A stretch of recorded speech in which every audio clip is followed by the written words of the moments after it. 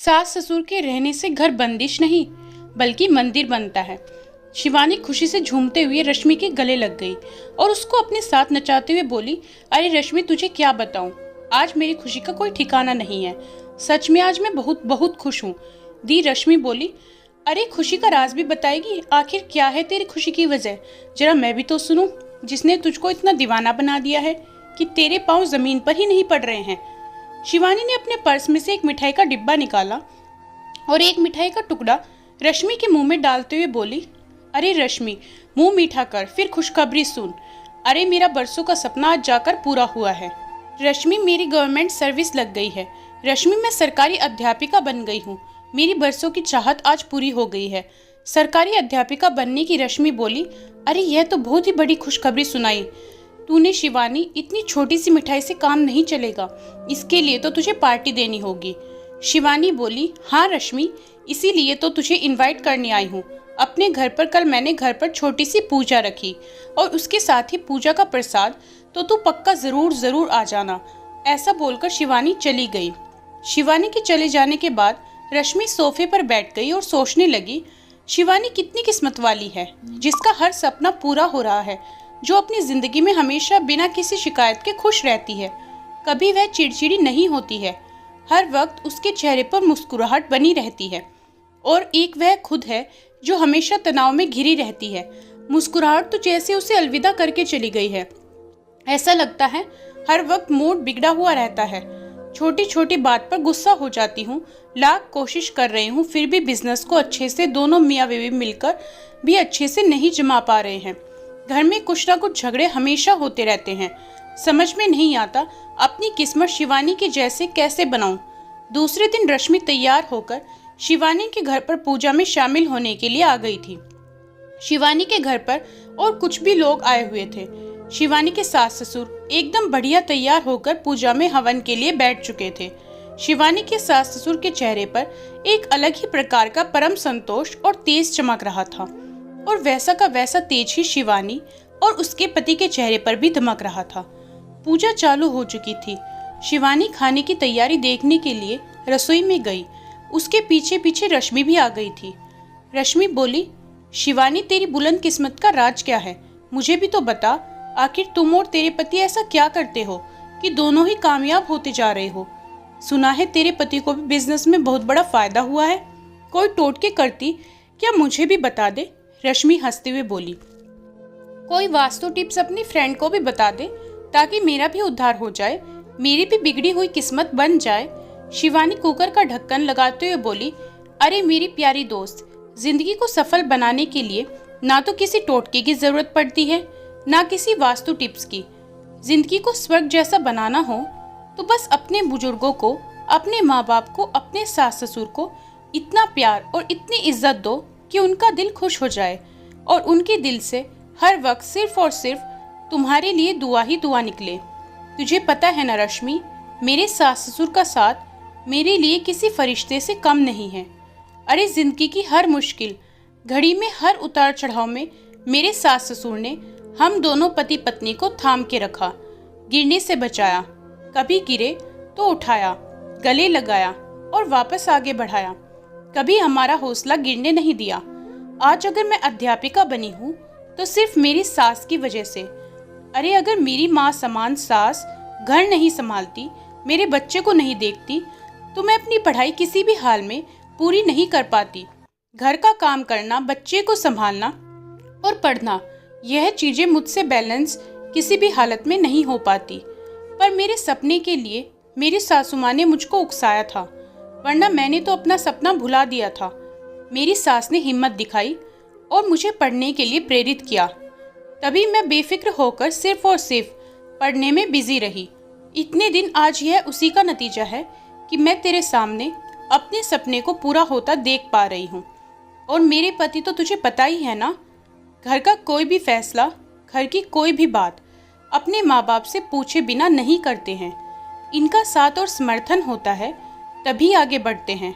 हर बात पर इनका मान रखते हैं और उनके दिल को जीतने की कोशिश करते हैं। माँ बाबूजी दोनों अपने आशीर्वाद की झड़ी लगाकर रखते हमारे ऊपर।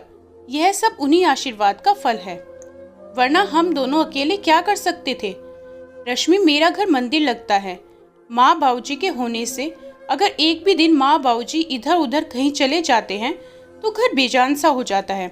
मेरे मम्मी पापा ने मुझे एक ही चीज़ सिखाई थी कि बेटा, अपने सास ससुर का मान रखना, दिल जीतना, सम्मान करना उनका, फिर तो तुझे ना तो किसी पूजा पाठ की ज़रूरत पड़ेगी आगे बढ़ने के लिए, ना किसी टोटके की। शिवानी की बात सुनकर रश्मि की आंखों में आंसू आ गए थे। शिवानी बोली, अरे क्या हुआ रश्मि, तू रोने क्यों लग गई? क्या हुआ, मैंने कुछ गलत कह दिया? रश्मि बोली, नहीं शिवानी, तूने कुछ गलत नहीं कहा था, बल्कि तूने तो मेरी आंखें खोल दी। आज मुझे मेरी जिंदगी की हर एक छोटी से छोटी बात मेरे सामने नजर आ रही है। मेरी जिंदगी में जो यह तमाम मुश्किलें और रुकावट आ रही है ना, जिसकी वजह आज मुझे पता चल गई है। आज से कुछ साल पहले मेरे सास ससुर हमारे साथ रहने की जिद करके हमारे पास रहने के लिए आ गए थे, पर इतने सालों से मैं अकेली रह रही थी तो उनका रहना मुझे पसंद नहीं आया।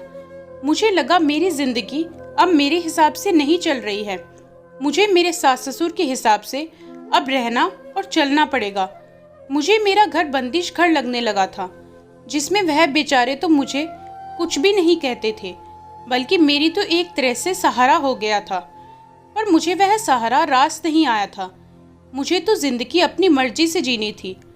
इसलिए मैंने एक दिन घर में अपने पति से लड़ाई करके उनको वापस गांव भेज दिया। वह बेचारे बुझे मन से बिना कुछ कहे गांव चले गए और वापस कभी इधर का रुख नहीं किया। उनके जाने के बाद मैंने सुकून की सांस ली, पर मेरी जिंदगी से सुकून चला गया था। कोई रोकने टोकने वाला नहीं था मुझे, फिर भी मैं हमेशा तनाव में थकी थकी और चिड़चिड़ी सी रहती हूँ। हर परेशानी से अकेले जूझते हैं हम दोनों। घर में सब कुछ होते हुए भी लगता है कुछ नहीं है। हमेशा घर का माहौल खराब हो जाता है किसी न किसी बात को लेकर। ना बिजनेस में सक्षम हो पा रहे हैं। घर के बहुत सारे वास्तु बदले, बहुत सारे उपाय किए, लेकिन कुछ भी फायदा नहीं हुआ। शिवानी, आज तूने मुझको एक सच्चाई दिखा दी। सच में घर की उन्नति और कामयाबी का राज तो घर में ही छुपा हुआ होता है और हम उसको बाहर देखने की कोशिश करते हैं। सच कहा तूने। अगर अपने बुजुर्गों का दिल जीत लेंगे तो हमें किसी भी टोटके और वास्तु की जरूरत नहीं पड़ेगी। उनकी दुआओं से हमारी जिंदगी गुलजार बन जाएगी, जिस जिंदगी में सिर्फ और सिर्फ खुशियां होंगी। सच में सास ससुर के साथ रहने से घर बंदिश घर नहीं, मंदिर बनता है। आज तेरे घर में आकर मैंने देख लिया। तेरे सास ससुर को देखकर ऐसा लग रहा है जैसे दो मजबूत स्तंभ ने तेरी जिंदगी को मजबूती से पकड़ रखा है, जिसको कोई भी मुश्किल और परेशानी हिला नहीं सकती। शिवानी रश्मि का हाथ पकड़ते हुए बोली, बिल्कुल सही कहा तूने रश्मि, पर यार अभी भी देर नहीं हुई है। मुझे लगता है तुझे अब ज्यादा देर नहीं करनी चाहिए। तुझे दौड़ते भागते हुए अभी के अभी अपने सास ससुर के पास जाकर उनसे माफ़ी मांगकर उनको प्यार और सम्मान से अपने घर में ले आना चाहिए। फिर देख, तेरा घर भी मंदिर बन जाएगा और जिस घर में देवता रहते हैं उस घर पर भला कौन सी मुश्किल टिक पाई। तू देखना रश्मि, तेरी सारी परेशानियां दूर हो जाएंगी और घर में सिर्फ और सिर्फ सच्चा आनंद रहेगा। रश्मि बोली, हाँ शिवानी, अब तू जल्दी से मुझे पूजा का प्रसाद खिला दे। पूजा हो चुकी है, फिर मैं भी मेरे घर को मंदिर बनाती हूँ अपने सास ससुर को लाकर। तेरी जैसी पूजा देख थोड़े दिन मैं भी रखूंगी। तुझे पहले से ही बुलावा दे रही हूँ, तू जरूर आ जाना मेरी पूजा में मेरी गलती का प्रायश्चित करने के लिए। अब मैं जा रही हूँ। शिवानी ने रश्मि को जल्दी से विदा किया। रश्मि चल पड़ी थी अपनी भूलों का प्रायश्चित करने, अपने सास ससुर को गांव से अपने घर लाने के लिए। दोस्तों, अगर आपके व्यवहार और सम्मान से आपके घर के बुजुर्ग खुश हैं तो फिर जिंदगी में आपको कभी अपनी कामयाबी के लिए ना किसी मंत्र की जरूरत पड़ेगी, ना किसी तंत्र की। सारे काम उनकी दुआओं से अपने आप ही बनते चले जाएंगे। दोस्तों कहानी कैसी लगी कमेंट बॉक्स में बताएं, वीडियो को लाइक करें, शेयर ज़रूर करें और चैनल को सब्सक्राइब करना बिल्कुल ना भूलें।